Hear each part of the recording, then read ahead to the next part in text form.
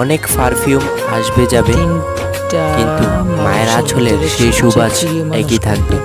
মাকে বলে দিও তার সন্তান বড় হয়নি, আজও ব্যথা পেলে মাগো বলে কেঁদে ওঠে। মা, তুমি পৃথিবীর সেরা ডাক্তার, চেহারা দেখে বলে দিতে পারো কি হয়েছে।